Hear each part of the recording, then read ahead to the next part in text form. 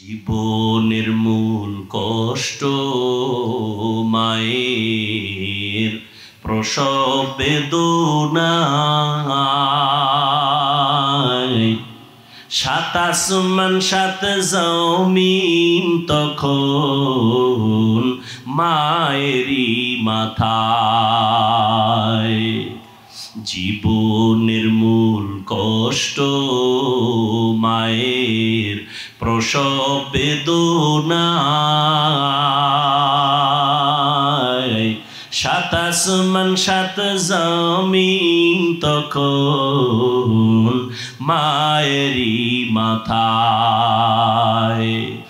আমার সুন্দর মুখ দেখে মার, আমার সুন্দর মুখ দেখে মায়ের ব্যথা যায় দেয় হাসাইয়া। ও আমার প্রাণের মা, মা গো মা, কোথায় গেলে মোরে ছাড়িয়া? জনম দুঃখী ইয়াতীম আমি, চায় না কেহ ফিরিয়া। আমি যখন ছিলাম আমার মায়েরই উদরে, চলাফেরা করলেন যে মায় কত কষ্ট করে। আমি যখন ছিলাম আমার মায়েরই উদরে, চলাফেরা করলেন যে মায় কত কষ্ট করে। এমন মাকে কেমনে আজি, এমন মাকে কেমনে আজি যাব আমি ভুলিয়া। ও আমার প্রাণের মা, মা গো মা, কোথায় গেলে মোরে ছাড়িয়া? জনম দুঃখী ইয়াতীম আমি, চাই না কেহ ফিরিয়া। এরে আল্লাহর বান্দা, মা একটা সন্তান নিয়ে কতই যে কষ্ট করেন। স্বামীকে বুঝাইলেও জীবন ভর বুঝবে না রে বাবা, ওই বোঝা তো তোমার মাথায় কোনো দিন আসে না রে বাবা। আম্মা জান ঘুমাইতে গেছেন, হঠাৎ বেদনা শুরু, ঘুম নাই, সারাটা রাত কান্নায় চলে গেল। খানার প্লেট নিয়ে বসছেন, খেতে পারে নাই, ব্যথা শুরু হয়ে গেছে। সারা দিন আম্মা জান কান্না করে কাটাইলেন। ও আল্লাহর বান্দা, আম্মা জানের কণ্ঠ বাহিরের কেউ শুনে না কখনো, কিন্তু প্রসব বেদনা যখন শুরু হয়ে গেল, আম্মা জানের চিৎকারের আওয়াজ, আশেপাশের মানুষ বাড়িওয়ালারা ঘুমাইতে পারে না। মহিলা ঘরের মধ্যে কখনো কণ্ঠের আওয়াজ শুনি নাই, কিন্তু এখন চিল্লায় কেন রাত্র 12টার ভোরে? খবর নিয়ে দেখে বাচ্চার প্রসব বেদনা শুরু হয়ে গেছে। আম্মা জানের মনটা এতই যে দুর্বল, মনে হয় যেন মরিয়াই যাবে। এত চিৎকারের আওয়াজ। আমার দাদি, আমার নানি পাশে বসে আম্মাকে বুঝাইছে, থামাইতে পারে না। আম্মা জান এক পর্যায়ে নিরুপায় নিজেরে মনে করিয়া স্বামীকে ডাকছে, আমার বাবারে ডাকছে। আব্বা জানকে গোপনে ডাইকা আমার দাদি নানি রেখা চলে যাও, আমার স্বামীকে একটু কাছে আনো। আমার স্বামীকে কাছে আনলেন। আম্মা জান স্বামীর হাতটা ধইরা চোখের পানি ছেড়ে কাঁদেন আর কয়, স্বামী, আমি আপনার ঘরে সংসার করতে গিয়ে কত বেয়াদবি করেছি। আপনার যেইভাবে খেদমত করা দরকার আমি করতে পারি নাই। দয়া করে আপনি আমার দাবিটা ছেড়ে দেন, আমাকে মাফ করে দেন। আব্বা জান বলে, বিবি তুমি এমন কেন করো? বলে, আমার মাথায় মনে হয় 7 আসমানের বোঝা চেপে আছে, আমার মনে হয় মরণ। আমি মরিয়া যাব, আর দুনিয়ার সূর্য বুঝি দেখতে পারবো না, প্রসব বেদনা সহ্য করতে পারি না রে স্বামী। বাবা সান্ত্বনা দিয়া কয় ধৈর্য ধারণ করো, আমি আল্লাহর কাছে দোয়া করতেছি। দিনদার স্বামী গিয়া নামাজের মুসাল্লায় দাঁড়াইয়া একটা চিৎকার দিয়া কয় রে মালিক, কুদরতের ক্ষমতা জাহের করে দাও, আমার স্ত্রী মরণাপন্ন অবস্থায় বাচ্চা প্রসবের বেদনা সহ্য করতে পারে না রে আল্লাহ, কুদরতের সাথে তুমি আসান করে দাও।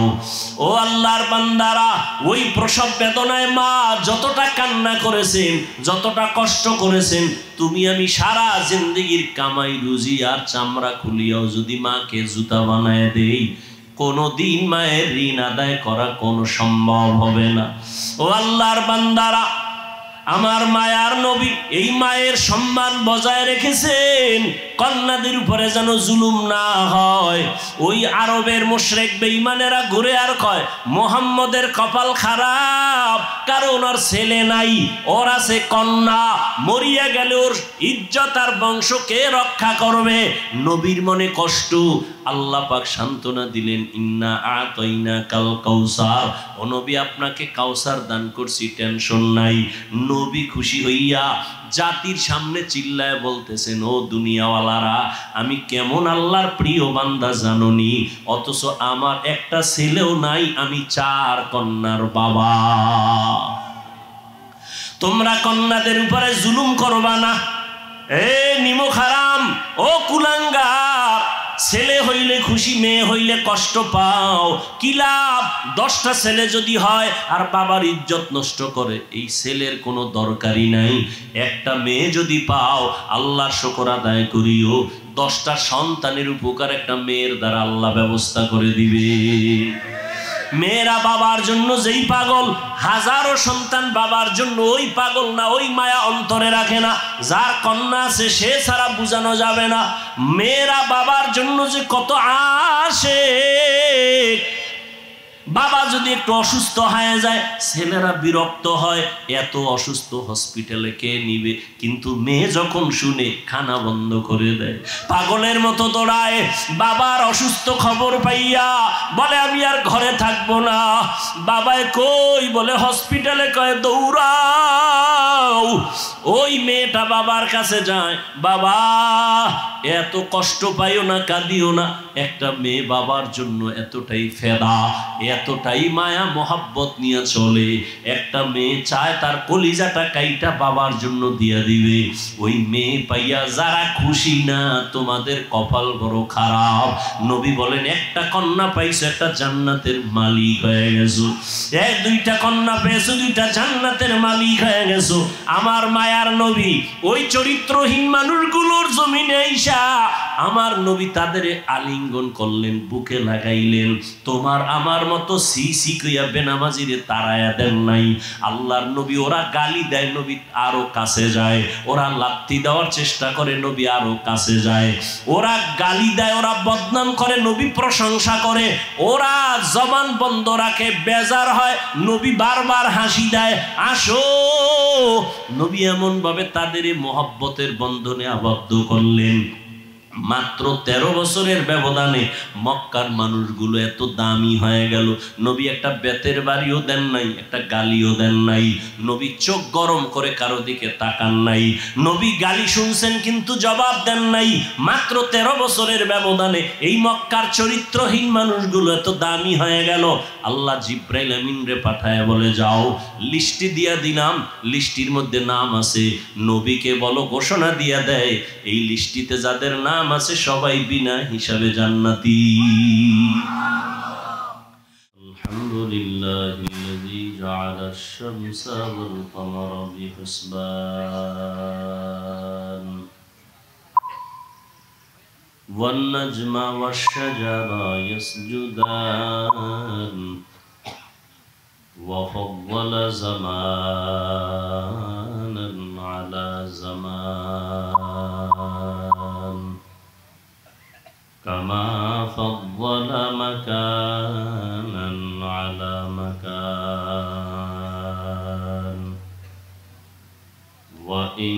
إنسانا على إنسان ونشهد أن لا إله إلا الله وحده لا شريك له لا ضد له ولا ند له ولا مثل له ونشهد أن سيدنا ومولانا محمدا عبده ورسوله أرسله بالحق بشيرا ونذيرا وداعيا إلى الله بإذنه وسراجا منيرا اللهم صل على محمد النبي الأمي وعلى آله وسلم تسليما وبعد فأعوذ بالله من الشيطان الرجيم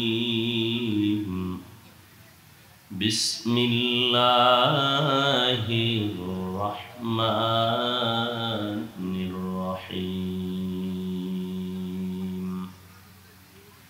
وما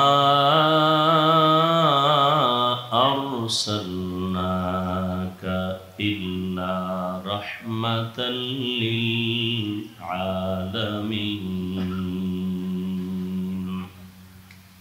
وقال النبي صلى الله عليه وآله وسلم كل أمتي يدخلون الجنة إلا من أبى قيل من أبى قال من أطاعني دخل الجنة ومن عصاني فقد أبى أو كما قال النبي عليه الصلاة والسلام صدق الله مولانا العظيم وصدق رسوله النبي الأمي الكريم ونحن على ذلك من الشاهدين والشاكرين والذاكرين والحمد لله رب العالمين سبحانك لا علم لنا إلا ما علمتنا إنك أنت العليم الحكيم رب اشرح لي صدري ويسر لي أمري واحلل عقدة من لساني يفقه قولي मोमिन जो फिदा नक्श कफे पाए नबी हो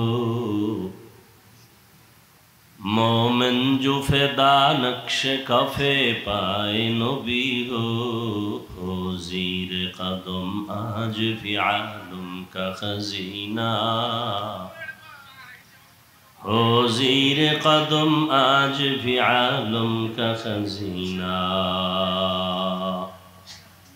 गर सुन्नत नबवी की करे पैरवी उम्मत गर सुन्नत नबवी की करे पैरवी उम्मत तूफान से निकल जाएगा फिर इसका सफीना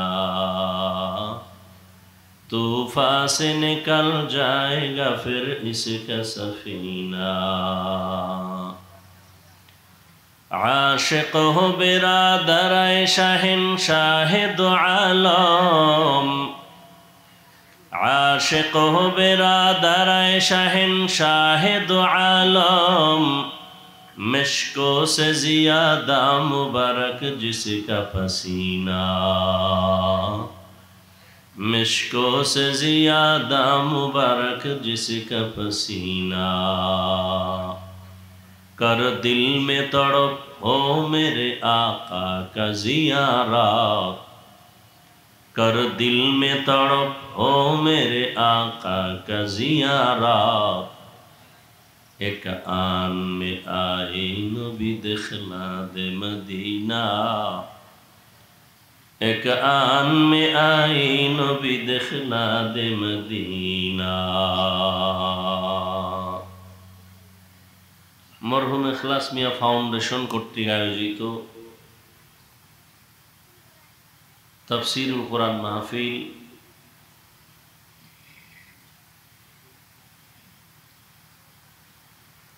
মহতি এ মাহফিলে উপস্থিত মুহতারাম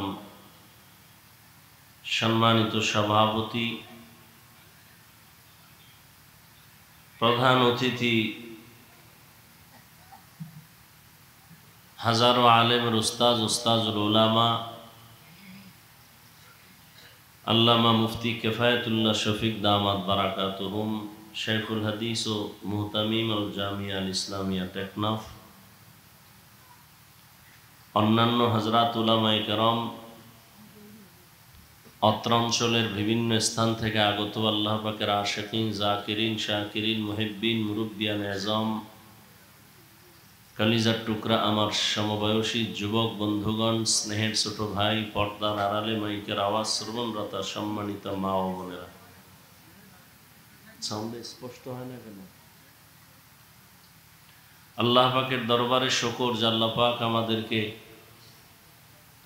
হাজারো লাখো মানুষের ভেতর থেকে বাছাই করে পৃথিবীর শ্রেষ্ঠ মজলিস, উলামায়ে আহলে হকের মজলিস, গুনাহ মাফের মজলিস, তওবা কবুলের মজলিসে আশা বসার তৌফিক দান করেছেন। নিয়ামতের শুকর আদায়ার্থে মুহাব্বতে দিল থেকে জবান খুলে পড়ি আলহামদুলিল্লাহ। দরুদ ও সালাম সৈয়দুল মুরসালিন, রহমাতুল লিল আলামিন, শফিউল মুজনিবিন, খাতামুন নবিয়্যিন, সৈয়দুস সাকালাইন, ইমামুল মুরসালিন, শফিউ আযম, রাসূল আকরাম, রহমত আলম, নবিয়ুল আরব আল আজম, হাবিবে কিবরিয়া, আশরাফুল আম্বিয়া, সৈয়দুল আম্বিয়া, শফিউ মাহশর, সাকিয়ে কৌসর, আকায়ে নামদার, মদিনা কা তাজদার, आफताब नबूवत, फ़ख्र मौजूदात, सैयदुल मखलूक़ात, हज़रत मुहम्मदुर रसूलुल्लाह सल्लल्लाहु अलैहि व आलिहि वसल्लमेर উপর সর্বোপরি শুকর যাদের অক্লান্ত পরিশ্রমের মাধ্যমে আজ সুন্দর আয়োজন, খুব স্বল্প সময়ের মধ্যে এই সুন্দর আয়োজন করেছেন, আল্লাহ তৌফিক দিয়েছেন।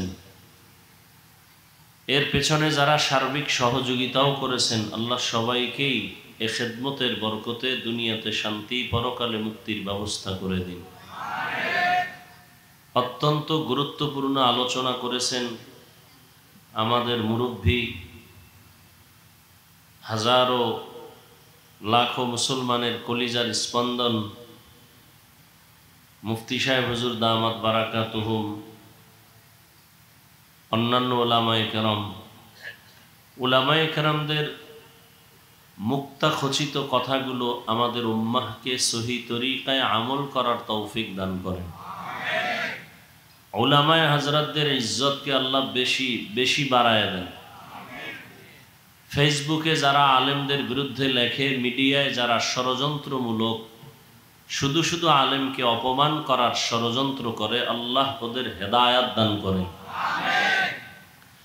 আমি আপনাদের দোয়া নেওয়ার আশায় হাজির হয়েছি এবং সংক্ষিপ্ত আলোচনার নিয়তে কোরআনে হাকিমের এক আয়াতে কারিমা, রসুলের একটি হাদিস পড়েছি।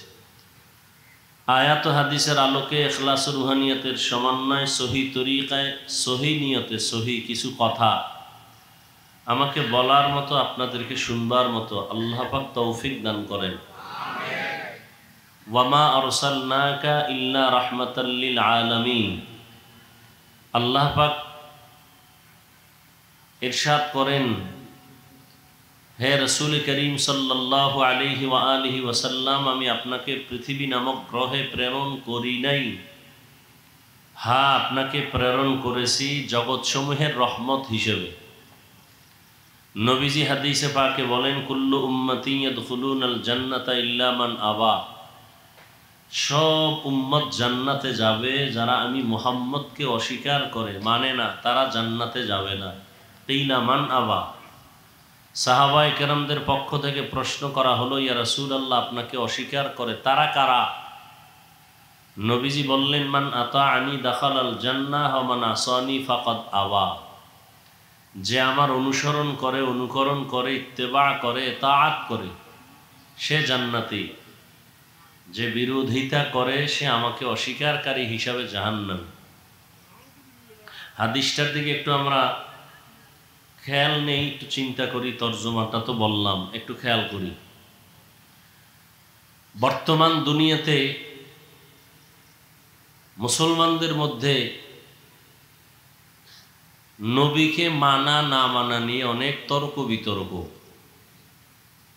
নবীজির মহব্বতে দাড়ি রাখছি, টুপি বললাম, নবীজির আদর্শ মানার মহব্বতেই নামাজ পড়ি, পর্দা করি, হালাল খাই। এরপরেও আমাদের কানের মধ্যে আওয়াজ আসে আমরা রসুলের দুশ্মন। আসে না? আসে না? আওয়াজগুলো দেয় কারা? যে দাড়ি নেই, টুপি নেই, নামাজ নাই, পর্দা নাই, হালাল হারামের ভেদাভেদ নেই, এরা বলে আমরা টুপিওয়ালারা রসুলের দুশ্মন। তাহলে আসলে আমরা নবী মানি না, এটা বলে। তো কে নবী মানে, কে মানে না? ১৫০০ বছর আগে রসুল তার স্পষ্ট স্কেল দিয়ে দিছেন, কে মানে, কে মানে না। নবীজি বললেন, সব উম্মত জান্নাতে যাবে, সব। তারা জান্নাতে যাবে না সহসয় কারা? যারা নবীকে মানে না বা অস্বীকার করে। সাহাবায়ে কেরাম প্রশ্ন করেই ফেললেন, হে আল্লাহর রসুল, আপনাকে অস্বীকার করে তারা কারা? স্পষ্ট করে বললে আমাদের জন্য সহজ হবে। একটু খেয়াল করেন তো। সাহাবায়ে কেরামের প্রশ্ন ছিল, আপনাকে অস্বীকার করে তারা কারা? নবীজি ডাইরেক্ট এই জবাবটা না দিয়া আগে একটু কথা বললেন। জবাব দিয়েছেন, তার আগে রহমতের নবীর রহমতমূলক আওয়াজ দিলেন। নবীজি বললেন, মান আতাআনি দাখালাল জান্নাহ।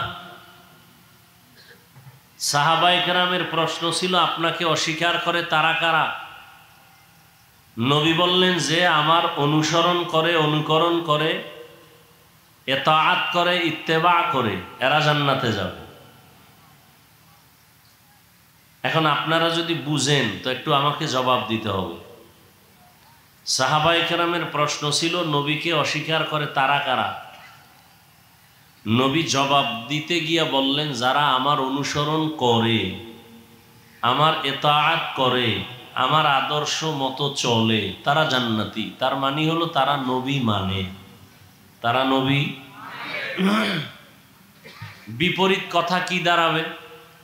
যারা নবীর অনুসরণ করে, তারা নবীর ইতাআত করে, জান্নাতে যাবে, তার মানে তারা নবীকে মানে।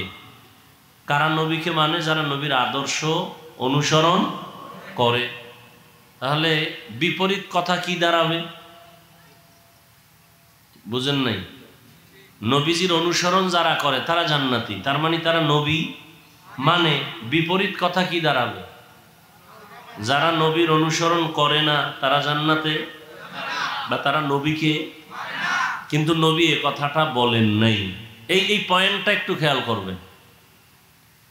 নবী বলছেন, যে আমার অনুসরণ করবে সে জান্নাতে যাবে।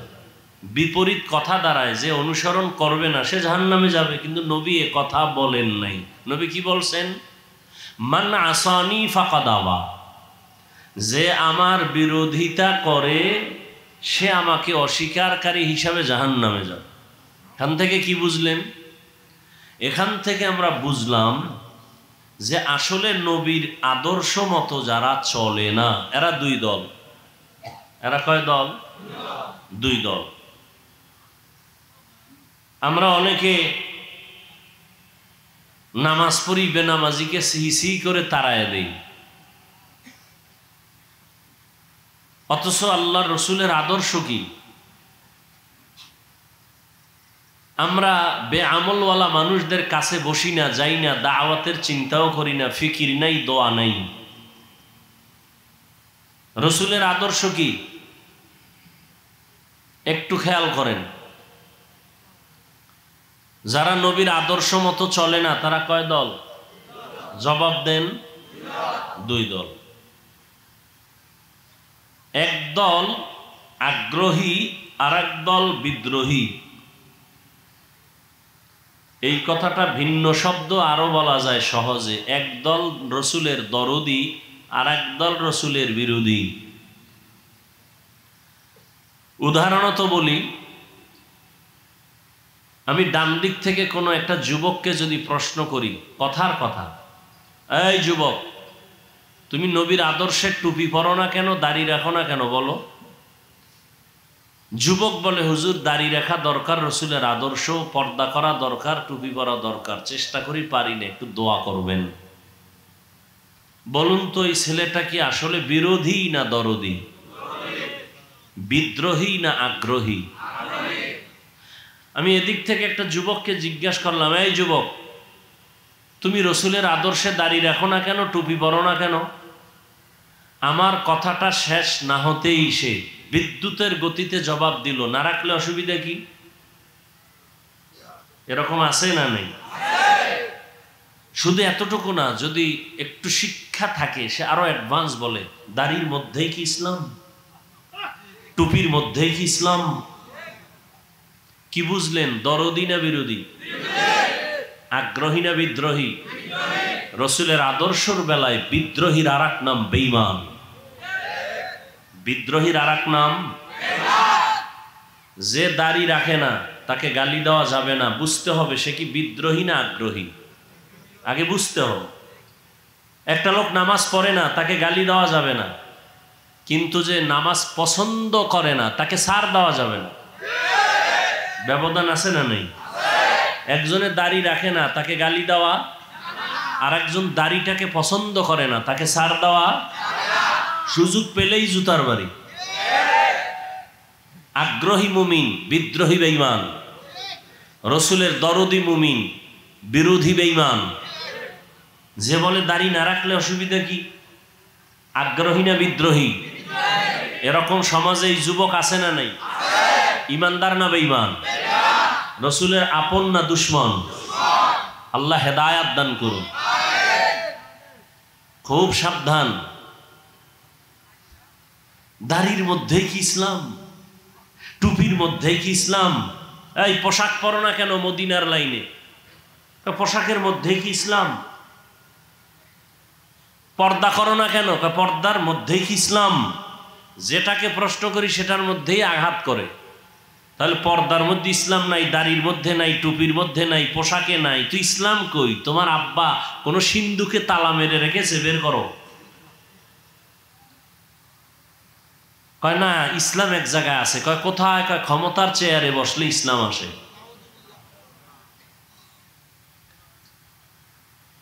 আসলে আমরা আরবি প্রবাদ শিখেছি, কুল্লু ইনাইন ইয়াতারাশাহু বিমা ফি।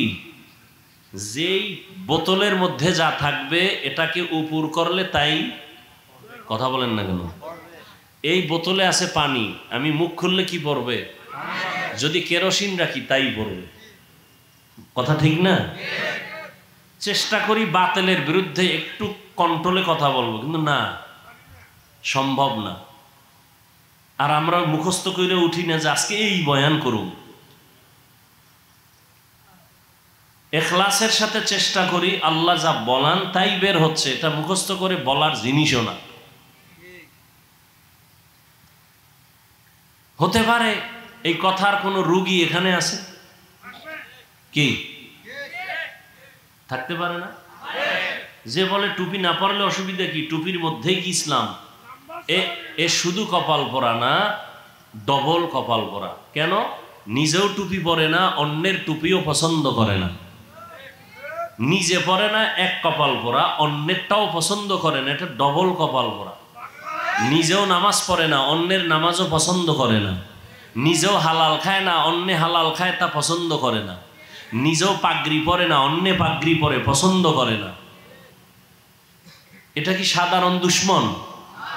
অথচ এরা বলতেছে আমরা নবী মানি না, আল্লাহ হেদায়াতের দৌলত দান করেন। আসেন হাদিস নিয়ে কিছু কথা বললাম, তা এতটুকু ফিনিশিং দেই। একটা লোক নামাজ পড়ে না, তাকে গালি দেওয়া, কিন্তু যে নামাজ পছন্দ করে না তাকে ছাড় দেওয়া। একজনে পর্দা করে না তাকে গালি দেওয়া, আর একজন পর্দা পছন্দ করে না তাকে ছাড় দেওয়া। একজনে দাড়ি রাখে না তাকে গালি দেওয়া, আর একজন দাড়ি পছন্দ করে না তাকে ছাড় দেওয়া যাবে না। আল্লাহ কুদরতের দ্বারা হেদায়াতের দৌলত আমাদের সিনায় দান করেন, বাতিলের মোকাবেলায় আমাদের আহলে হকদের বিজয় দান করেন। এবার আয়াত নিয়ে কথা বলি। আপনাদের সকলের জানা পরিচিত একটি আয়াত, ওয়ামা আরসালনাকা ইল্লা রাহমাতাল লিল আলামিন। আয়াতটা আপনারা তো সবাই পারেন, কথা বলেন না কেন? সত্য কথাটা বলতে এত কষ্ট কেন? মানেন আর না মানেন, অন্তত স্বীকার করেন যে হ্যাঁ পারি। কোরআন শরীফ পড়তে না জানলে আয়াতটা মুখস্থ হয়ে গেছে শুনতে শুনতে শুনতে শুনতে অনেক জিনিস মুখস্থ হয়, এটা ভুলে না। বুঝেন নাই? পড়া কথা মাঝে মাঝে ভুলে যায়, কিন্তু শুনে যে কথাটা অন্তরে ঢুকে এটা ভুলে না। আয়াতটা খুব সহজ। যারা নবীর আশেক দাবিদার এরা খুব বেশি বেশি আয়াত করে এই আয়াতটা, কিন্তু আয়াতের হাকিকত থেকে তারা অনেক দূরে পড়ে আছে। আয়াত কি বলল? আল্লাহ বলেন, হে রাসূল, আমি আপনাকে দুনিয়াতে পাঠাই নাই। হ্যাঁ পাঠিয়েছি, জগৎ সমূহের রহমত হিসেবে। ডাইরেক্ট বললেই তো আপনাকে জগতের রহমত করে পাঠাইলাম। প্রথম বললেন পাঠাই নাই, আবার বলেন হ্যাঁ পাঠিয়েছি জগৎ সমূহের রহমত করে। গুরাইয়া বললেন কেন? ফাইলুল হাকিম লা ইয়াখলু আনিল হিকমা। হাকিম বা জ্ঞানী তাদের কোনো কাজ, তাদের কোনো কথা হিকমত বা জ্ঞান থেকে শূন্য না। আল্লাহ এমন কেন বললেন? দুনিয়ার সব মানুষের জেহেনটাকে পরিশুদ্ধ করে বললেন, এর মানুষ ভালো করে অন্তরে কথাটা তুমি বদ্ধমূল করে নাও। আমার নবীকে পাঠাই নাই বলিয়া তোমাদের জেহেনটাকে আমি পরিশুদ্ধ করলাম। আমার নবীকে পাঠাইলাম পুরাটাই রহমত করে। নবীর পুরাটাই রহমত, এর বাইরে কিছুই নাই। জগৎ সমূহের জন্য রহমত। এখানে অনেকে তরজমা করে উভয় জগতের জন্য রহমত। উভয় জগৎ মানে দুনিয়ার জগৎ, পরকালের জগৎ। আমি তরজমা করলাম জগৎ সমূহের জন্য রহমত। তার মানে জগৎ দুইটা না, জগৎ আরো বেশি। রুহের একটা জগৎ, আলাদা জগৎ। মায়ের গর্ভের একটা জগৎ, আলাদা জগৎ। দুনিয়ার জগৎ একটা আলাদা জগৎ। আলমে বারজাখ কবর জগৎ একটা আলাদা জগৎ। হাসরের ময়দানের একটা জগৎ হলো আলাদা জগৎ। জান্নাত ও জাহান্নামের জগৎ আলাদা জগৎ। আল্লাহ বলেন এই সব জগতের জন্য আমি আল্লাহ হলাম রব্বুল আলামিন, আর আমার বন্ধু মুহাম্মদকে বানায় দিলাম রাহমাতুল লিল আলামিন। সমস্ত জগতের জন্য আমি আল্লাহ হলাম রব, আর আমার বন্ধু মুহাম্মদকে বানায় দিলাম রহমত। আমার বন্ধুর পুরাটাই রহমতে ভরা। এই জন্য আমি আল্লাহ প্রথম আওয়াজ দেই গরম, এরপরে নরম। আমার বন্ধুর সব কথাই নরম, গরম কথা কম। আমি আল্লাহ গরম আওয়াজ দিলাম আল আসর ইন্নাল ইনসানা লাফি খুসর। সব মানুষগুলো জাহান্নামে যাবে, সব মানুষ জাহান্নামী, একজনও বাদ নাই। কিন্তু কিন্তু বইলে একটু ঠান্ডা করলাম, সব জাহান্নামে যাবে না।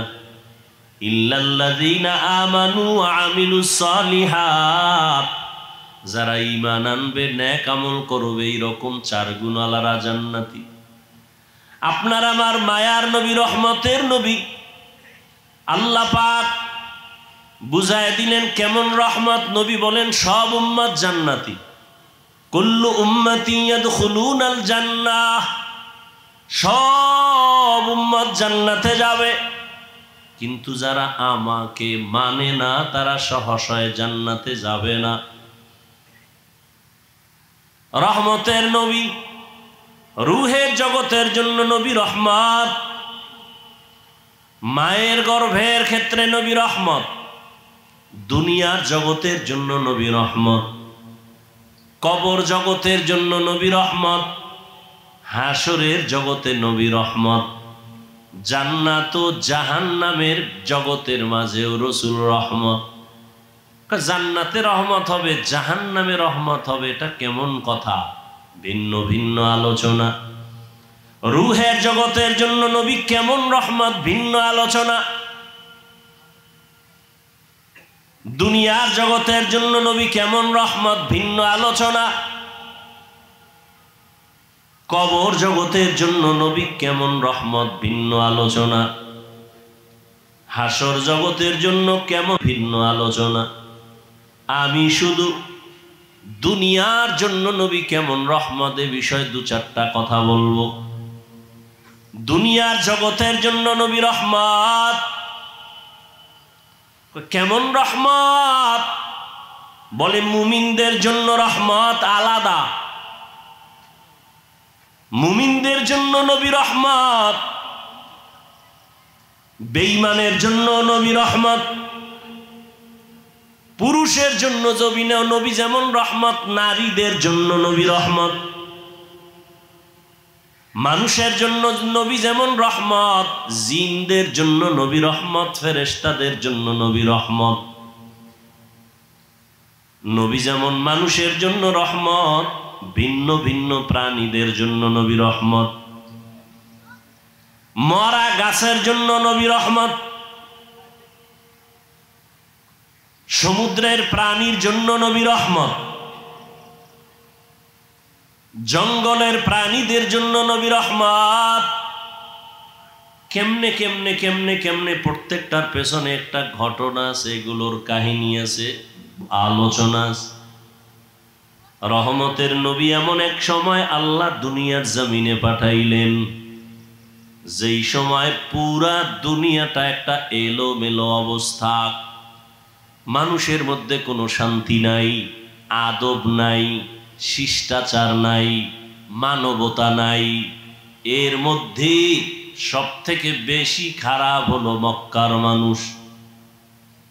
মক্কার মানুষ এতটাই খারাপ, যেই খারাপ মানুষ আর দুনিয়ার কোথাও ছিল না। চরিত্রহীন, এত খারাপ। আল্লাহর ঘর বাইতুল্লাহ, নারী আর পুরুষেরা উলঙ্গ হয়ে তাওয়াফ করে। মক্কার মানুষ এতটাই খারাপ, নারীদের তারা সমাজে পছন্দ করে না, কন্যাদের পছন্দ করে না। বাবা হইয়া তার আপন মেয়েকে জ্যান্ত পাথর চাপা দিয়া মেরে ফেলে, এতটাই খারাপ। টেকনাফের জমিনে মদের আড্ডা চলে, কোথাও ইয়াবার আড্ডা চলে। আমাদের মুফতি সাহেব হুজুর আলেমদের নিয়ে বসলেন, কেমনে যাত্রা গান চলবে, ফিরানো যায়, কেমনে নারীদের নিয়ে গান বাজনা উলঙ্গ নাটক চলবে, বন্ধ করা যায়। আমরা হুজুরেরা সব একত্রিত হয়ে সম্ভব না। আদা মুসলমানের একটু ডাক দাও। পুরাতো না আদা মুসলমান কোন এলাকার? কয় ওই এলাকার যারা আদা মুসলমান, নামাজ পড়ে আবার মিশা কথাও কয়, নামাজ পড়ে আবার সুদও খায়, এমন নামাজি আছে না নাই? এদের ডাক দাও। 2-4-5 জন গণ্যমান্য আদা নামাজিরে ডাকলো।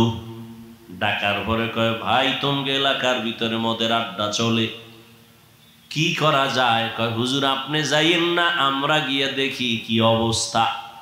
মোটামুটি আমরা একটা ধারণা নিয়ে আসি, ফাইনাল আপনার পরিবেশ যদি থাকে আমরা আপনাকে নিবে, এর আগে নেওয়া যাবে না। হুজুর যদি ডাইরেক্ট এসে যায়, নারীদের আড্ডায়, নারীদের নাচ গানের প্যান্ডেলে মানুষ বলবে এত বড় হুজুর কেমনে আসলো, লজ্জা কি নাই? ঠিক নি? কেমনে আসলো এই বেহায়া নারীদের আড্ডাখানায়? কিন্তু আমার আল্লাহ পাকের নিজাম, সারা দুনিয়ার মানুষগুলো মুরব্বি হারা, মানবতা নাই, ব্যবহার ভালো নাই, চরিত্র ভালো নাই। মক্কার মানুষ আরো খারাপ। কোন ভালো হুজুর, ভালো আলেম খারাপ জায়গায় প্রথমে যায় না, মানুষ খারাপ বলে, বলে না? বলে না?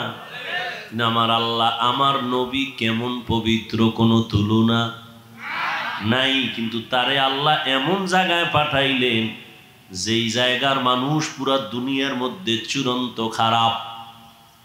দেখছেন নি কারবার?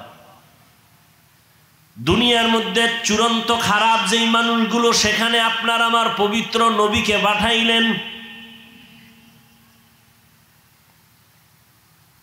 এমন এক সময় রহমতের নবীকে আল্লাহ পাঠাইছেন। সারা দুনিয়ার মানুষ এত খারাপ হলো কেন? এখান থেকেও একটা পয়েন্ট আমরা বুঝে নিতে পারি। সারা দুনিয়ার মানুষ সব খারাপ কেমনে? আর বাইতুল্লাহ যেই ঘর, দামি ঘর, দেখলেই কলিজা ঠান্ডা, দেখলেই সওয়াব, এই জায়গার মানুষ অন্য মানুষের তুলনায় একটু কম খারাপ থাকবে, এরা আরো বেশি খারাপ। কারণ কি? এর একমাত্র কারণ হলো এদের কাছে কোনো মুরব্বি নাই। উম্মতের মুরব্বি নবী ঈসা নবী নাই, আমগো নবী আসবেন, মাঝখানে অনেক সময় চলে গেল, মুরব্বি নাই। আবার যারা মুরব্বির চেয়ারে ছিলেন, ক্রমান্বয়ে তারা দুনিয়ার লোভে পড়ে হক আর বাতিলটাকে খলতমলত করে ফেললো, ওলট পলট করে ফেললো। দুনিয়ার লোভ তাদেরকে হকের রাস্তা থেকে পিছনে নিয়ে গেল। এই জন্য যারা মুরব্বি মানবে না, তাদের মরার আগেই পদস্খলন হবে।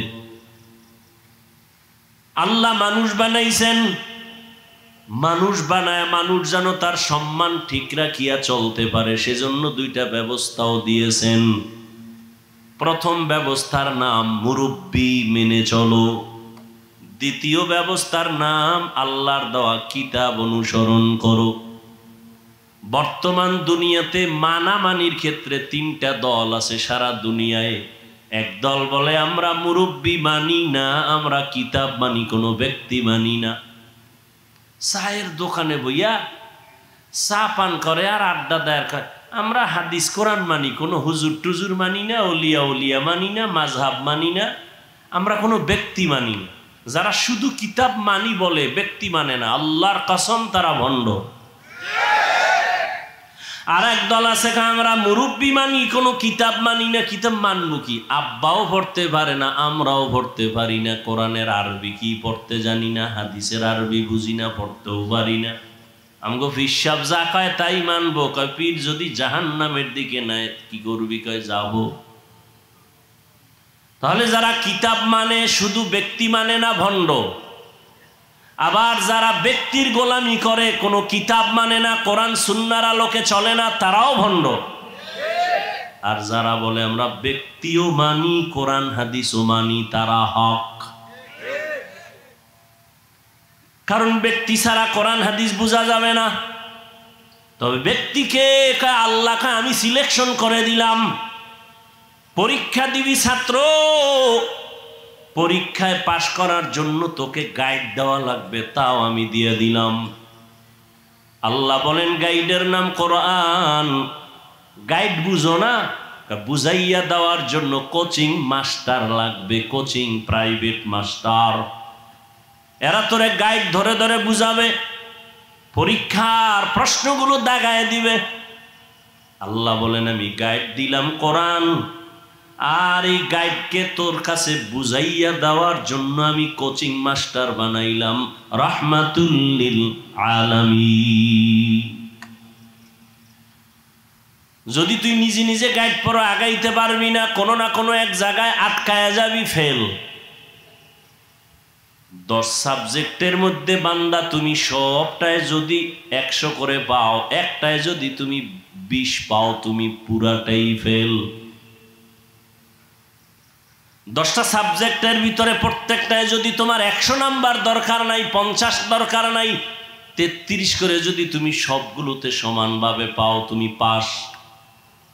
কিন্তু 9টা সাবজেক্টে তুমি 100 নাম্বার পাইছো, একটায় পাইছো মাত্র 28 বা 25, তুমি পুরা সাবজেক্ট ওয়ারি ফেল। ঠিক না? জিহাদের ময়দানে নাম্বার উঠাইছো 100, তাসকিয়ার লাইনে তোমার নাম্বার 20, তুমি ফেল। তাসকিয়ায়ে নফসের লাইনে তোমার নাম্বার 100, জিহাদের ময়দানে তোমার নাম্বার 20, তুমি ফেল। আমার রসুলের প্রত্যেকটা কাজের ক্ষেত্রে তোমার অন্তর দিয়া দাও, জান মাল কোরবান করে 100 নাম্বার উঠাও, তুমি পাস। রহমতের নবী বিদায় বেলা চলে গেলেন। এই উম্মত কিয়ামত পর্যন্ত আর একটা সেকেন্ডের জন্য নবীকে পাবে? টেকনাফে নবী আইবেননি? মাঝে মাঝে আসবেন? আবু বকর, ওমর, ওসমান, আলী কোন সাহাবায়ে কেরাম আসবেন রাদিয়াল্লাহু আনহুম আজমাইন? আসবেন? আবু হানিফা, ইমাম বুখারী, ইমাম মুসলিম, ইমাম তিরমিজি আসবেন? বড় পীর আব্দুল কাদের জিলানী আসবেন? আমগো কাম কি? আমরা তো জান্নাতে যাব, যাব না ইনশাআল্লাহ? এখন জান্নাতে যে যাব, পথ কই, ঠিকানা কই? ঠিকানা লাগবে না? ঠিকানা আছে কোরআন হাদিসে। কোথায়? এখন আপনি কোরআনের আরবিও বুঝেন না, হাদিসেরও আরবি বুঝেন না, আপনার উপায় কি? একটাই মাত্র পথ। আল্লাহর নবী বলেন, আমি বিদায় হয়ে গেল, আমি 2টা জিনিস তোমাদের মাঝে রেখে গেলাম, ধইরা রাখলে ঈমানও যাবে না, সম্মানও যাবে না। ঈমানও যাবে না, সম্মানও যাবে না। খেয়াল করেন, খুব সাবধান। কিয়ামত পর্যন্ত কেউ আসবেন না, নবী আসবেন না, সাহাবায়ে কেরাম আসবেন না। জান্নাতে তো যেতে চাই, ঠিকানা কোরআন হাদিসে কিন্তু পড়তেও পারি না, কপাল খারাপ। হাদিসের আরবি বুঝি না, ব্যাখ্যা তো পরের কথা। কোরআনের তরজমা বুঝি না, ব্যাখ্যা পরের কথা। ওয়ালা দল্লিন আছে না? প্রত্যেক নামাজে কিন্তু এই আয়াত পড়ি, গায়রিল মাগদুবি আলাইহিম ওয়ালাদ-দাল্লিন।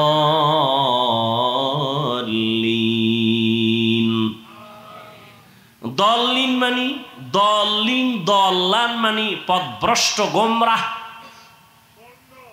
কি বুঝেননি? গোমরা বুঝেন তো ভাই? কথা বলেন। গোমরা, পথভ্রষ্ট, দল্লিন। আচ্ছা, আপনি তো এই তর্জমাটা শিখা ফেলছেন, দল্লিন, দল্লান মানে গোমরা। এখন এই তর্জমা সব জায়গায় যদি করেন, দেখেন তো, ওয়াদ-দুহা ওয়াল-লাইলি ইযা সাজা মা ওয়াদ্দা'আকা রাব্বুকা ওয়া মা ক্বালা ওয়ালাল আখিরাতু খায়রুল লাকা মিনাল উলা ওয়ালাসাউফা ইউতিকা রাব্বুকা ফাতারদা আলাম ইয়াজিদিকা ইয়াতীমান ফাআওয়া। এরপরের আয়াতটা যারা পারেন পড়েন, ওয়া ওয়াজাদাকা দাল্লান ফাহাদা। আল্লাহ নবীর শানে এই আয়াতগুলো বলছেন। দল্লান পইরে আসছেন, দল্লিন মানে গোমরা। নবীরে বলবেন, আল্লাহ বলছেন, নবী আপনি গোমরা, আপনি পথভ্রষ্ট, আমি আপনাকে হেদায়াত দিছি। রসুলের শানে এই কথা বলে বেয়াদবি না? কথা বলেন না কেন? কারণ আপনি তো বাংলা তর্জমা শিখছেন, কারণ আপনি তো বলবেন নবীও গোমরা।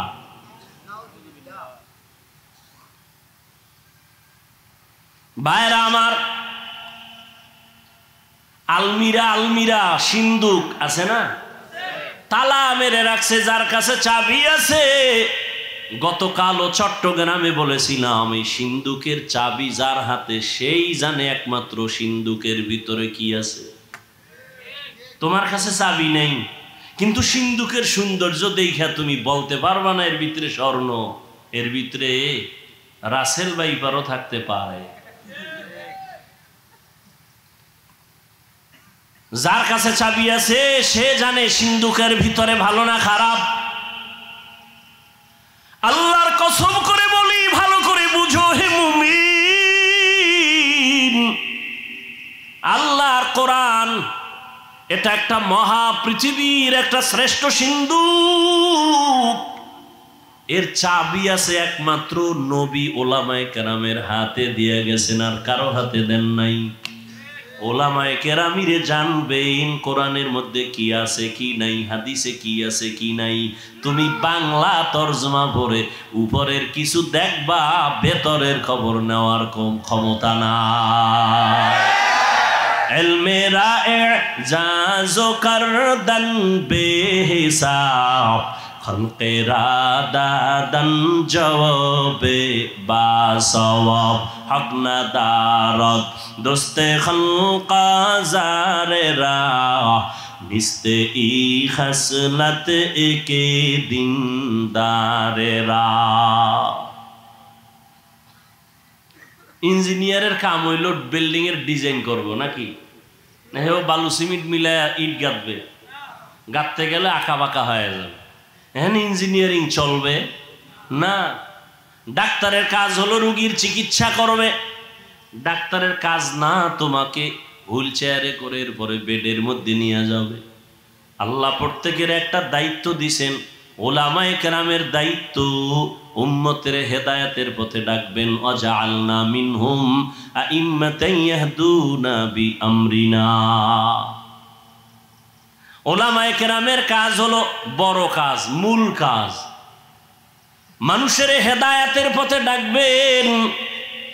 ইয়াহদুনা বিআমরিনা, ইয়াদউনা বিআমরিনা বলেন না, ইয়াহদুনা বিআমরিনা। ওলামায়ে কেরাম তার মূল কাজ মানুষকে আল্লাহর সাথে সম্পর্ক জড়ায় দিবেন, এটা আলেমের কাজ। এই কাজ ডাক্তার পারে না, এই কাজ ইঞ্জিনিয়ার পারে না, এই কাজ কোনো ব্যবসায়ী পারবে না, এই কাজ কোনো প্রফেসর পারবে না, এই কাজ কোনো ডাক্তার পারবে না। ডাক্তার যদি আমি আলেমের কাজটা নিতে যাই, আমি ইঞ্জিনিয়ারিং পড়ি নাই, আমি যদি একটা কাগজ কলম নিয়ে ডিজাইন করা শুরু করি, আউলা জাউলা হয়ে যাবে, সুন্দর হবে না।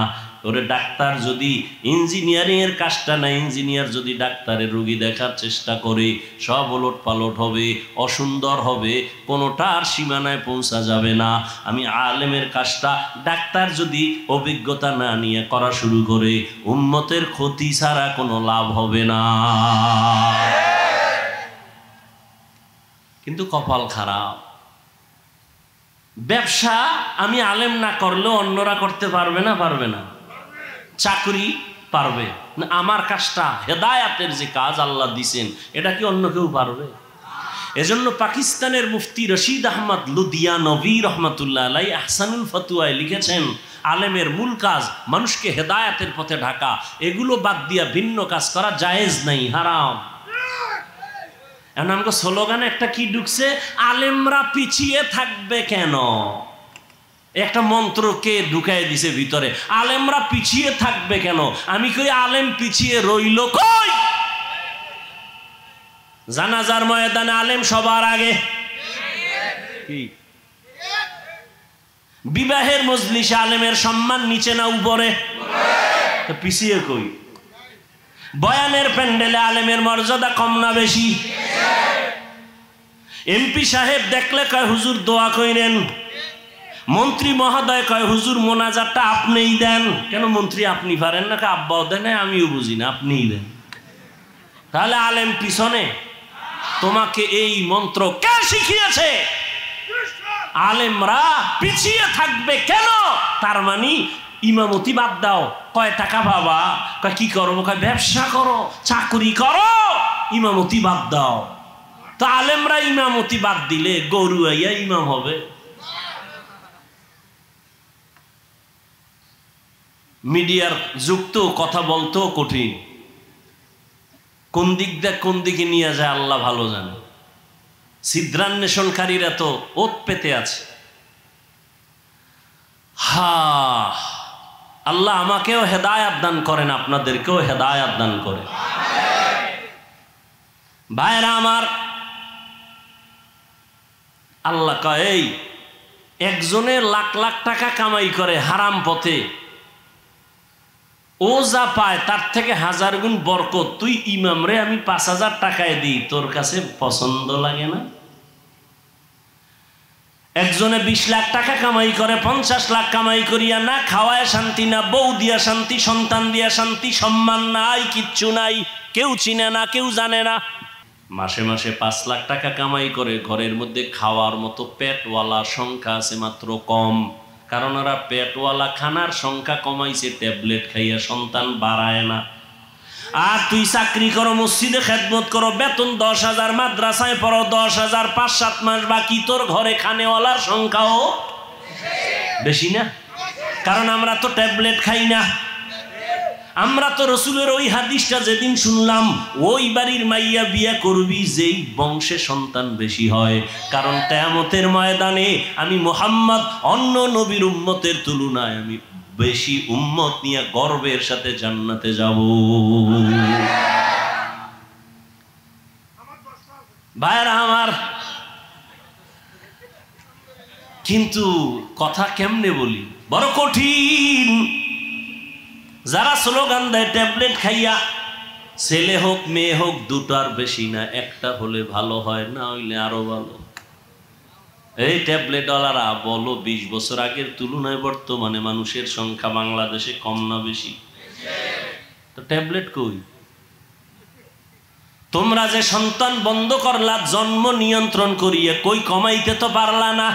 কারণ কি? বান্দা চাইলে কিছুই হয় না, আমার আল্লাহ চাইলে সব হয়। আল্লাহ যা চাইবেন তাই হবে, বান্দা যা চাবে তা হবে না। তবে হ্যাঁ, বান্দা চাইলেও হবে যদি বান্দার চাওয়াটা আল্লাহর চাওয়ার সাথে মিলে যায়। ভাইরা আমার, আল্লাহ পাক চাইছেন মানুষ বাড়াবেন। এখন বেঈমানের কথা কমাও কমাও, মানুষ কমাও কেন? দুইটা কথা, দুইটা স্লোগান কারা, মানুষ বেশি হলে থাকবে কই, খাবে কি? এই স্লোগান দুইটা। আল্লাহ কয় দুনোটার চাবি আমার হাতে রাখছি, মানুষ কই থাকবে ব্যবস্থা আমি করব, মানুষ কি খাবে ব্যবস্থা আমি করব। মুরব্বীরা বলেন তো, 1% জায়গা বুঝেন না? মুরব্বীরা বলেন না কেন? কয় শতাংশ? 1% জায়গায় যেই পরিমাণ ধান হইতো 20 বছর আগে, এখন কম না বেশি? বাড়াইছে সরকার? আপনার আব্বা? কে বাড়াইছেন? আগে 10টা পেয়ারা খাইলো, জিব্বায় টের পায় না কি খাইছি, আর এখন 1টা কেজি পেয়ারা একজনে খাওয়া যায় না। এই খানার বরকত কে দিছে? ওয়াতারযুকু মান তাশাউ বিগাইরি হিসাব।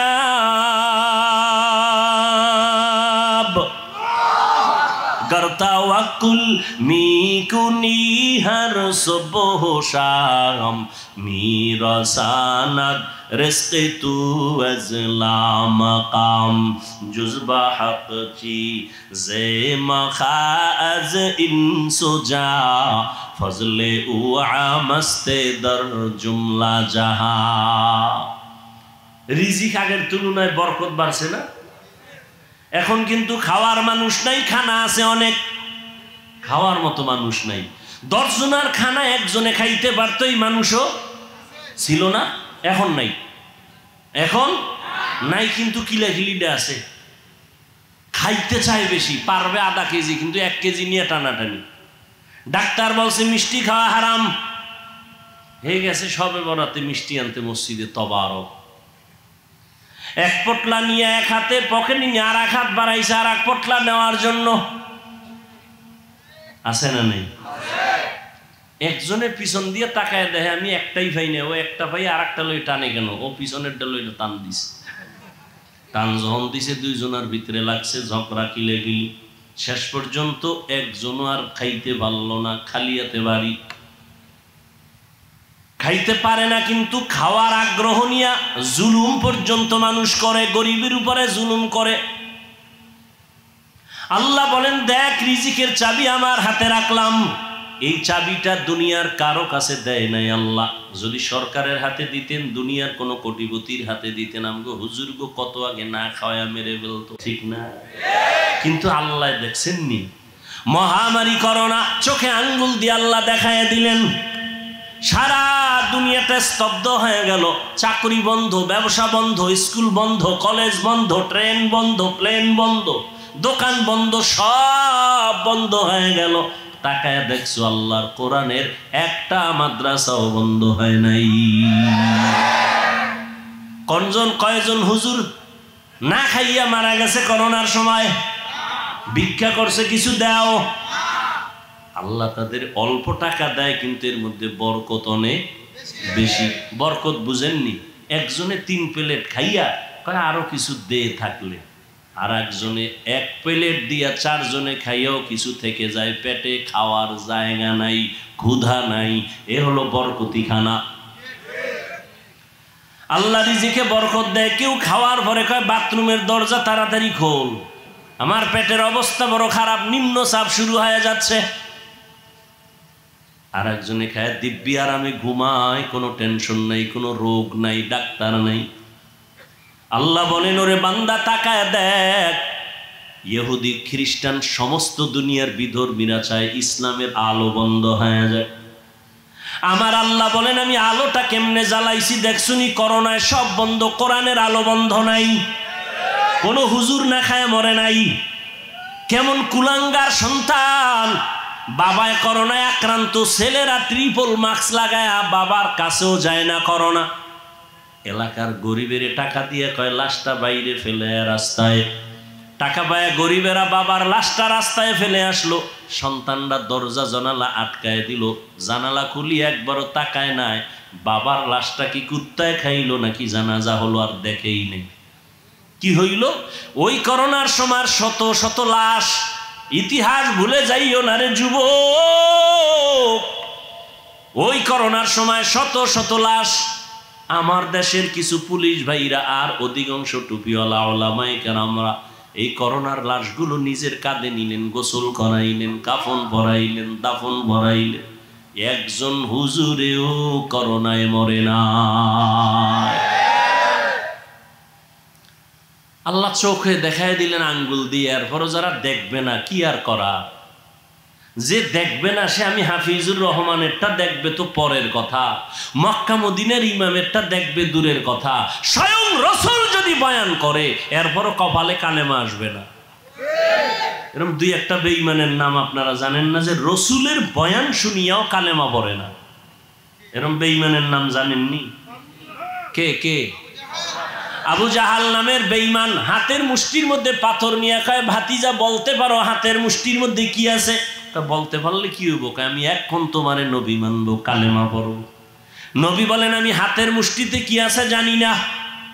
কেন জানো না? আমি গায়েবের মালিক না, তবে হাতের মুষ্টিতে যা আছো, নবী ইশারা করলেন ও মুষ্টির ভিতরে যা আছো একটু আওয়াজ দাও। সাথে সাথে আবু জাহালের হাতের পাথরগুলো কালেমা পড়া শুরু করলো। আবু জাহিল্লা পাথরগুলো মাটির মধ্যে ফালায় কয় মুহাম্মদ বড় জাদুকর।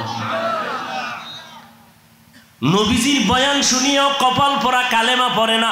আর আমার মাওলা যদি কপাল খুলে দেন, নবীকে জবাই করতে আসিয়াও কালেমার মালা গলায় লাগা। কে কে? মান ইয়াহদিল্লাহু ফাহুয়াল মুহতাদ ওয়া মান ইউদ্লিল ফালান তাজিদা লাহু ওয়ালিয়াম মুরশিদা। রহমতের নবীর আলোচনা করতেছিলাম। রহমতের নবী উম্মতের মাঝে 2টা জিনিস রেখে গেলেন, কোরআন আর সুন্নাহ। কোরআন হাদিস একটু আগেই কিন্তু বলছি জান্নাতের ঠিকানা আছে কোরআন হাদিসের ভিতরে, কিন্তু নবী কোরআন আর হাদিস রেখে গেলাম বলেন নাই, বলছেন আমি কোরআন আর সুন্নত রেখে গেলাম। এই 2টা জিনিস আঁকড়াইয়া ধরো, ঈমানও যাবে না, সম্মানও যাবে না। এই পৃথিবীর বর্তমান পরিস্থিতি বড় খারাপ। মুমিনের জন্য ফিলিস্তিনের মুসলমানের করুণ হালাত, ওদিকে আসামের মুসলমান, চেচনিয়া বসনিয়ার মুসলমান, সারা দুনিয়ার বার্মার মুসলমান সহ কি এক করুণ অবস্থার মধ্যে। আল্লাহর শুকর যার কাছে আল্লাহর কোরআন আর সুন্নত যতটুকু আছে তার সম্মান ততটুকুই আছে। এখনো আছে নাই? পারে না কোরআনওয়ালাদের মেরে ফেলবে, কিন্তু না, আল্লাহ যদি বাঁচায় রাখেন, হেফাজত করেন, কেউ তার ক্ষতি করতে পারে নাই, পারবেও না। পিছনে পিছনে ধৈরা ফালামু, অমুক হুজুরের সাইজ করে দেবো। আল্লাহর কুদরত যদি ইখলাস নিয়ে চলে, পৃথিবীর নিকৃষ্ট সন্ত্রাসীও যদি আইসা দাঁড়ায়, আলেমের পিছনে যাই বলুক, সামনে আইসা শুধু চেহারাটার দিকে নজর দিলে মোমের মতো বেঈমান দুর্বল হয়। কুদরত কার? এরে আল্লাহর বান্দারা, রহমতের নবী বলেন, ইলমের চাবি আমি উলামায়ে কেরামের হাতে দিয়ে গেলাম। উলামায়ে কেরামদের থেকে তোমরা জান্নাতের ঠিকানা নাও, তাদের থেকে নিয়ে তোমরা জান্নাতের পথে চলো, সুন্নাত অনুযায়ী চলো। রহমতের নবী এমন একটা টাইমে মদিনা মক্কা নগরীতে আসলেন, যেই মানুষগুলো চরিত্রহীন, খারাপ, নারীদের পছন্দ করে না, বিধবারে পছন্দ করে না, কন্যাদের পছন্দ করে না, বাবা কন্যা হলেই মনটা বেজার, লজ্জায় মাথা উঁচু করে না। কেন? কন্যা হইছে, মানুষ খারাপ বলবে। বর্তমান ১৫০০ বছর পরেও কিছু কুলাঙ্গারের বাচ্চা এই জমিনে আছে, কন্যা হলে বউয়ের সাথে ঝগড়া করে, ছেলে হলো না কেন, মেয়ে হলো কেন? আছে না নাই? ছেলে মেয়ে কি স্ত্রী দেয়? যদি তাই মনে করো তো দোষ তো স্বামীর। স্ত্রী তো তোমার জিনিসটাকে বহন করে, কষ্ট করে, না খানা না ঘুম, কষ্ট করে তোমার জিনিসটাকে আমানতের সাথে রক্ষা করে, তাকে পুরস্কার দেওয়া উচিত। কথা ঠিক না? জীবনের মূল কষ্ট মায়ের প্রসব বেদনা, সাত আসমান সাত জমিন তখন মায়েরই মাথায়। জীবনের মূল কষ্ট মায়ের প্রসব বেদনা, সাত আসমান সাত জমিন তখন মায়েরই মাথায়। আমার সুন্দর মুখ দেখে মার, আমার সুন্দর মুখ দেখে মায়ের ব্যথা যায় দেয় হাসাইয়া। ও আমার প্রাণের মা, মা গো মা, কোথায় গেলে মোরে ছাড়িয়া? জনম দুঃখী ইয়াতীম আমি, চাই না কেহ ফিরিয়া। আমি যখন ছিলাম আমার মায়েরই উদরে, চলাফেরা করলেন যে মায় কত কষ্ট করে।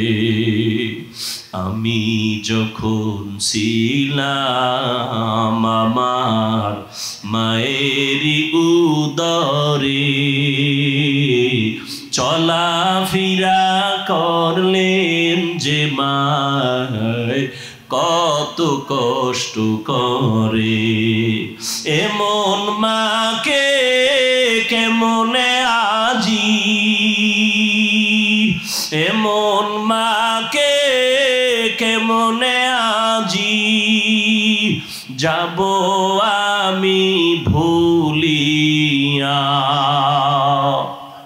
ও আমার প্রাণের মা, মা গো মা, কোথায় গেলে মোরে ছাড়িয়া? জনম দুঃখী ইয়াতীম আমি, চাই না কেহ ফিরিয়া। এরে আল্লাহর বান্দা, মা একটা সন্তান নিয়ে কতই যে কষ্ট করেন, স্বামীকে বুঝাইলেও জীবন ভর বুঝবে না রে বাবা। ওই বোঝা তো তোমার মাথায় কোনো দিন আসে নাই রে বাবা। আম্মা জান ঘুমাইতে গেছেন, হঠাৎ বেদনা শুরু, ঘুম নাই, সারাটা রাত কান্নায় চলে গেল। খানার প্লেট নিয়ে বসছেন, খেতে পারে নাই, ব্যথা শুরু হয়ে গেছে। সারা দিন আম্মা জান কান্না করে কাটাইলেন। ও আল্লাহর বান্দা, আম্মা জানের কণ্ঠ বাহিরের কেউ শুনে না কখনো, কিন্তু প্রসব বেদনা যখন শুরু হয়ে গেল, আম্মা জানের চিৎকারের আওয়াজ, আশেপাশের মানুষ বাড়িওয়ালারা ঘুমাইতে পারে না। মহিলা ঘরের মধ্যে কখনো কণ্ঠের আওয়াজ শুনি নাই, কিন্তু এখন চিল্লায় কেন রাত্র 12টার ভোরে? খবর নিয়ে দেখে বাচ্চার প্রসব বেদনা শুরু হয়ে গেছে। আম্মা জানের মনটা এতই যে দুর্বল, মনে হয় যেন মরিয়াই যাবে। এত চিৎকারের আওয়াজ। আমার দাদি, আমার নানি পাশে বসে আম্মাকে বুঝাইছে, থামাইতে পারে না। আম্মা জান এক পর্যায়ে নিরুপায় নিজেরে মনে করিয়া স্বামীকে ডাকছে, আমার বাবারে ডাকছে। আব্বা জানকে গোপনে ডাইকে আমার দাদি নানি রেখা চলে যাও, আমার স্বামীকে একটু কাছে আনো। আমার স্বামীকে কাছে আনলেন। আম্মা জান স্বামীর হাতটা ধইরা চোখের পানি ছেড়ে কাঁদে আর কয়, স্বামী, আমি আপনার ঘরে সংসার করতে গিয়ে কত বেয়াদবি করেছি। আপনার যেইভাবে খেদমত করা দরকার আমি করতে পারি নাই। দয়া করে আপনি আমার দাবিটা ছেড়ে দেন, আমাকে মাফ করে দেন। আব্বা জান বলে, বিবি তুমি এমন কেন করো? বলে, আমার মাথায় মনে হয় 7 আসমানের বোঝা চেপে আছে, আমার মনে হয় মরণ, আমি মরিয়া যাব, আর দুনিয়ার সূর্য বুঝি দেখতে পারবো না। প্রসব বেদনা সহ্য করতে পারি না রে স্বামী। বাবা সান্ত্বনা দিয়া কয়, ধৈর্য ধারণ করো, আমি আল্লাহর কাছে দোয়া করতেছি। দিনদার স্বামী গিয়া নামাজের মুসাল্লায় দাঁড়াইয়া একটা চিৎকার দিয়া কয়, রে মালিক, কুদরতের ক্ষমতা জাহের করে দাও। আমার স্ত্রী মরণাপন্ন অবস্থায় বাচ্চা প্রসবের বেদনা সহ্য করতে পারে না রে আল্লাহ, কুদরতের সাথে তুমি আসান করে দাও। ও আল্লাহর বান্দারা, ওই প্রসব বেদনায় মা যতটা কান্না করেছেন, যতটা কষ্ট করেছেন, তুমি আমি সারা জিন্দেগির কামাই রুজি আর চামড়া খুলিয়াও যদি মাকে জুতা বানায় দেই, কোনদিন মায়ের ঋণ আদায় করা কোনো সম্ভব হবে না। ও আল্লাহর বান্দারা, আমার মায়ার নবী এই মায়ের সম্মান বজায় রেখেছেন, কন্যাদের উপরে যেন জুলুম না হয়। ওই আরবের মুশরিক বেঈমানেরা ঘুরে আর কয়, মুহাম্মদের কপাল খারাপ, কারণ ওর ছেলে নাই, ওর আছে কন্যা, মরিয়া গেলে ওর ইজ্জত আর বংশ কে রক্ষা করবে? নবীর মনে কষ্ট। আল্লাহ পাক সান্ত্বনা দিলেন, ইন্না আতাইনা কাল কাউসার, ও নবী আপনাকে কাউসার দান করছি, টেনশন নাই। নবী খুশি হইয়া জাতির সামনে চিল্লায় বলতেছেন, ও দুনিয়াওয়ালারা, আমি কেমন আল্লাহর প্রিয় বান্দা জাননি, অথচ আমার একটা ছেলেও নাই, আমি 4 কন্যার বাবা। তোমরা কন্যাদের উপরে জুলুম করবা না। এ নিমক হারাম, ও কুলাঙ্গার, ছেলে হইলে খুশি, মেয়ে হইলে কষ্ট পাও, কি লাভ? 10টা ছেলে যদি হয় আর বাবার ইজ্জত নষ্ট করে, এই ছেলের কোনো দরকারই নাই। একটা মেয়ে যদি পাও, আল্লাহর শুকর আদায় করিও, 10টা সন্তানের উপকার একটা মেয়ের দ্বারা আল্লাহ ব্যবস্থা করে দিবে। মেয়েরা বাবার জন্য যেই পাগল, হাজারো সন্তান বাবার জন্য ওই পাগল না, ওই মায়া অন্তরে রাখে না। যার কন্যা আছে সে ছাড়া বোঝানো যাবে না। মেয়েরা বাবার জন্য যে কত আসে, বাবা যদি একটু অসুস্থ হয়ে যায়, ছেলেরা বিরক্ত হয়, এত অসুস্থ, হসপিটালে কে নিবে? কিন্তু মেয়ে যখন শুনে, খানা বন্ধ করে দেয়, পাগলের মতো দৌড়ায়। বাবার অসুস্থ খবর পাইয়া বলে, আমি আর ঘরে থাকবো না। বাবায় কই? বলে হসপিটালে। কয় দৌড়াও। ওই মেয়েটা বাবার কাছে যায়, বাবা এত কষ্ট পাইও না, কাঁদিও না। একটা মেয়ে বাবার জন্য এতটাই ফেদা, এতটাই মায়া মোহাব্বত নিয়ে চলে। একটা মেয়ে চায় তার কলিজাটা কাইটা বাবার জন্য দিয়া দিবে। ওই মেয়ে পাইয়া যারা খুশি না, তোমাদের কপাল বড় খারাপ। নবী বলেন একটা কন্যা পাইছো, একটা জান্নাতের মালিক হয়ে গেছো। দুইটা কন্যা পেয়েছো, দুইটা জান্নাতের মালিক হয়ে গেছো। আমার মায়ার নবী ওই চরিত্রহীন মানুষগুলোর জমিনে আইসা আমার নবী তাদের আলিঙ্গন করলেন, বুকে লাগাইলেন। তোমার আমার মতো সি কইয়া বেনামাজিরে তাড়ায়া দেন নাই।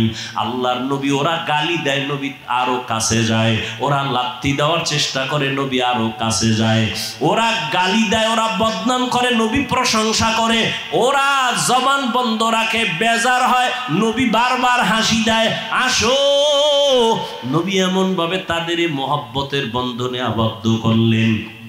মাত্র 13 বছরের ব্যবধানে মক্কার মানুষগুলো এত দামি হয়ে গেল। নবী একটা বেতের বাড়িও দেন নাই, একটা গালিও দেন নাই। নবী চোখ গরম করে কারো দিকে তাকান নাই। নবী গালি শুনছেন কিন্তু জবাব দেন নাই। মাত্র 13 বছরের ব্যবধানে এই মক্কার চরিত্রহীন মানুষগুলো এত দামি হয়ে গেল। আল্লাহ জিব্রাইল আমিনরে পাঠায় বলে, যাও লিস্টি দিয়া দিলাম, লিস্টির মধ্যে নাম আছে।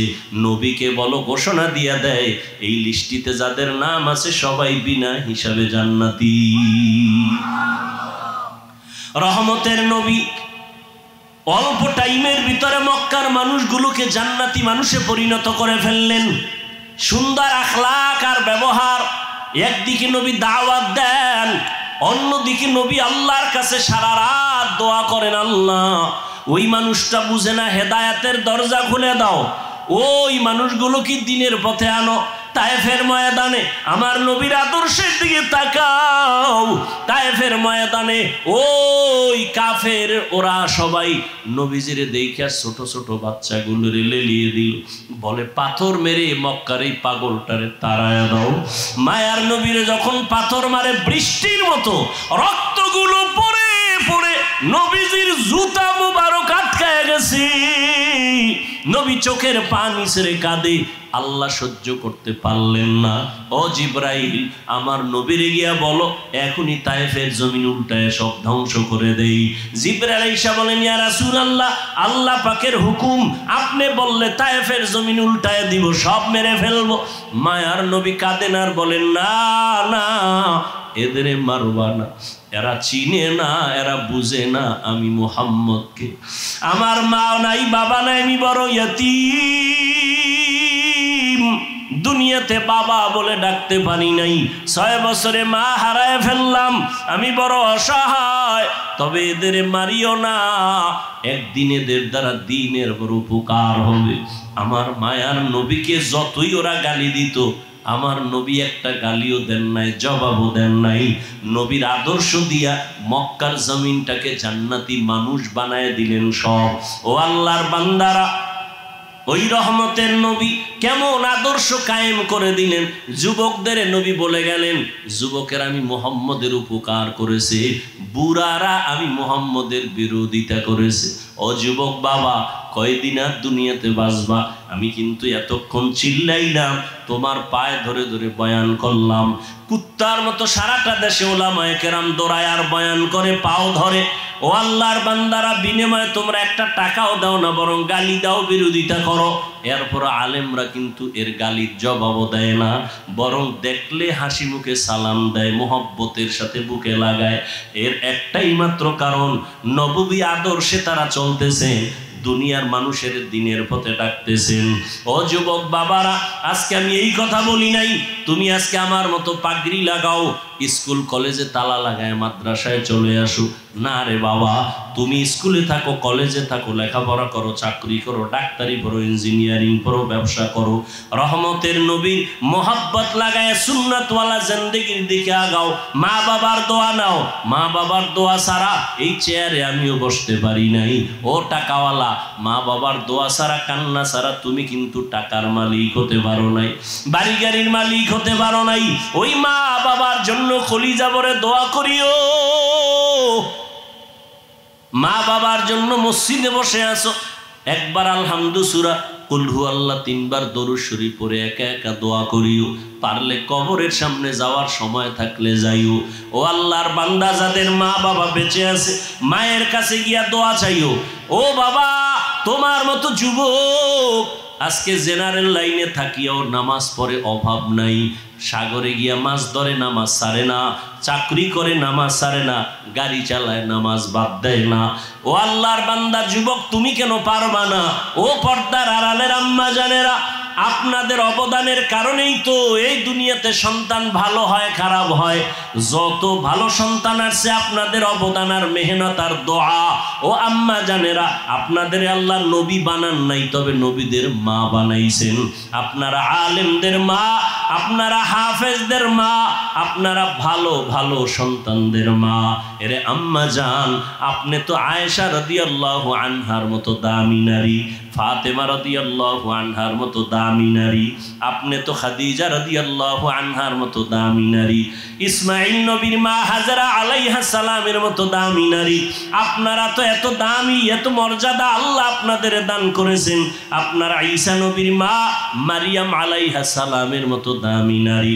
আপনার মতো কত মা, কত বোন এখনো আছে, নামাজ পড়ে, পর্দা করে, স্বামীর মাল হেফাজত করে, সন্তানগুলোকে দিনের পথে মেহনত করে, মোবাইলে সময় নষ্ট করে না। এরে আম্মা জানেরা, আপনারা কেন পারবেন না? একটা সন্তানকে কোরআনওয়ালা বানায়া ডাক্তার বানাবেন, কোরআন পড়াইয়া ইঞ্জিনিয়ার বানাবেন, কোরআন পড়াইয়া নামাজি একজন প্রফেসর বানায়া যাবেন। ওই সন্তান ডাক্তারি করলেও কোরআন পড়িয়া মা বাবার জন্য দোয়া করবে। এমন একটা আদর্শ সন্তান দুনিয়াতে রেখে যাবেন। ও সন্তানেরা, মা বাবার দোয়া নাও, বেঁচে থাকলে মায়ের কাছে যাও। মাকে যদি বলো, মা এই যুবকেরা দেখলাম কত তওবা করলো, কান্না করলো, আমার তওবার নিয়তি আসে না, কান্নাও আসে না, কারণটা কি? মনে হয় আল্লাহ আমার গুনার কারণে বেজার হয়ে গেছে, দিলটা পাথর হয়ে গেল, চোখে পানি নাই। মা, তুমি মাথায় হাত দিয়ে একটু দোয়া করে দাও। তুমি যদি দোয়া করো, আল্লাহ পাক কবুল করে আমাকে হয়তো রাস্তা খুলে দিবেন। মা যদি দোয়া করে দেয়, কপাল খুলে যাবে। ও আল্লাহর বান্দারা, এখনো যদি অন্তর তৈরি থাকে তওবার জন্য, পিছনে তো কম নামাজ ছাড়ো নাই, কম বেপরদায় চলো নাই, গুনাহ তো কম করো নাই। এখন আল্লাহর কাছে মনে মনে বলো, হে দয়ার মালিক, তুমি তো রিজিকের মালিক, তুমি আমার হায়াতের মালিক, তুমি তো আমার ইজ্জত দেওয়ার মালিক। আজকে থেকে জীবনে যত গুনাহ করছি আর করব না, নামাজ ছাড়বো না, বেপরদায় চলবো না, দাড়ি কাটবো না, মুরব্বীদের কথা শুনবো, ওলামায়ে কেরামের পরামর্শ নিয়া নবীর তরিকায় চলবো, কোনোদিন মা বাবার সাথে বেয়াদবি করব না। খাঁটি অন্তরে যদি তওবা করো, আমার আল্লাহ দরজা খুলে তোমাকে কবুল করবেন, অন্তর তৈরি হবে। তবে এটাও সত্য কথা, আবু জাহালের মতো কিছু অন্তরওয়ালা দুনিয়াতে থাকবে, হাজারো বয়ানে দিল নরম হবে না, বয়ানের পরে বাইরে গিয়ে তারা বিরোধিতা করে গুনার পাল্লা ভারী করবে। আর ওমরের মেজাজওয়ালা যারা গুনার কথা স্মরণ করে চোখের পানি ছেড়ে তওবা করবে, ও আল্লাহ, জাহান্নামের আগুনের গরম সহ্য করতে পারবো না রে মালিক, সূর্যের গরম সহ্য করতে পারবো না, ও আল্লাহ তুমি মাফ করে দাও, দুনিয়া থেকেই আমি তওবা করে নিলাম।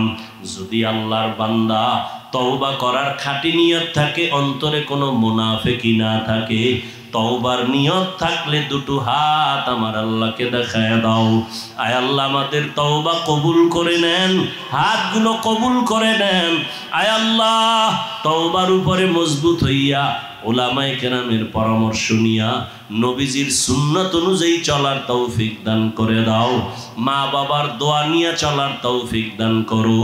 আয় আল্লাহ, আমাদের সবাইকে দ্বীনের খাদেম হিসেবে কবুল করে নাও, আমিন।